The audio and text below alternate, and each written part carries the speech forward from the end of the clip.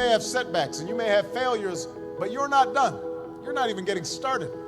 Not by a long shot. And if you ever forget that, just look to history. Thomas Paine was a failed corset maker, a failed teacher, and a failed tax collector before he made his mark on history with a little book called Common Sense that helped ignite a revolution. Julia Child didn't publish her first cookbook until she was almost 50. Colonel Sanders didn't open up his first Kentucky Fried Chicken until he was in his 60s.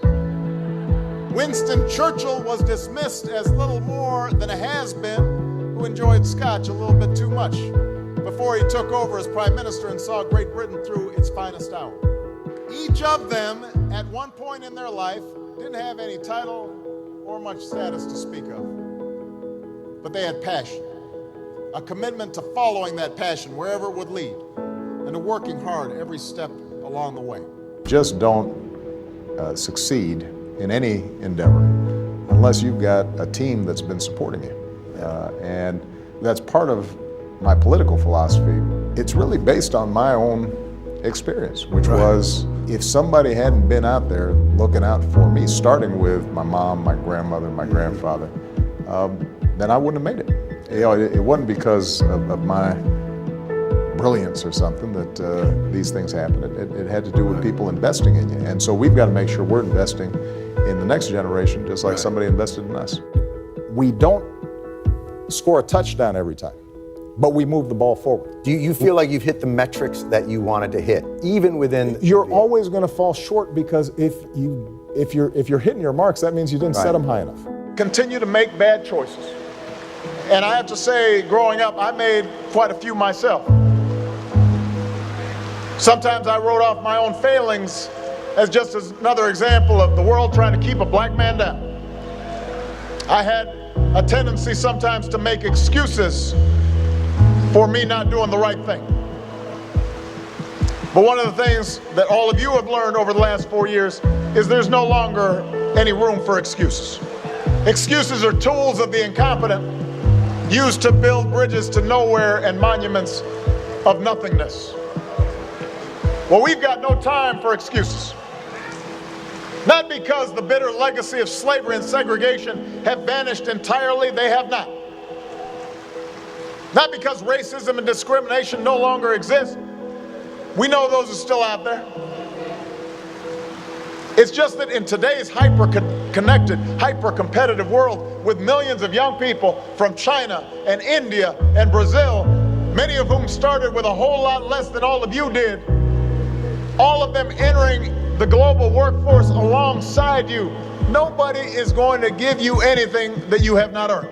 We too often let the external, the material things serve as indicators that we're doing well, even though something inside us tells us that we're not doing our best. That we're avoiding that which is hard, but also necessary. That we're shrinking from rather than rising to the challenges of the age. And the thing is, in this new hyper-competitive age, none of us can afford to be complacent. That's true whatever profession you choose. Professors might earn the distinction of tenure, but that doesn't guarantee that they'll keep putting in the long hours and late nights and have the passion and the drive to be great educators. The same principle is true in your personal life. Being a parent is not just a matter of paying the bills, doing the bare minimum. It's not just bringing a child into the world that matters, but the acts of love and sacrifice it takes to raise and educate that child and give them opportunity. Hope is imagining and then fighting for and then working for what did not seem possible before. That's leadership. John F. Kennedy didn't look up at the moon and say, "Oh, that's too far. We can't go." False hopes. Martin Luther King didn't stand on the steps of the Lincoln Memorial and say, "Go home, everybody, the dream's deferred." False hopes. Y'all need a reality check. There is a moment in the life of every generation when that spirit of hopefulness has to come through if we are to make our mark on history. Stuff gets better if we work at it and we stay focused on where we're going. It doesn't immediately get all solved. It's how do we work together to Yes. get things done, and it will be imperfect. Yes. But over time, is it better? I want to highlight two main problems with that old, tired, me-first approach to life. First of all, it distracts you from what's truly important. And it may lead you to compromise your values and your principles and your commitments. You know, you can't take yourself too seriously. You have to take the job seriously. You have to take your responsibilities seriously, but you have to be able to laugh at yourself first and foremost in order to be able to manage the whole thing. You have to have a plan, you have to have a strategy, and then you have to have stick-to-itness, because you know that the strategy is not going to immediately bear fruit. We're not waiting for time, we're working with it. Nobody cares how tough your upbringing was.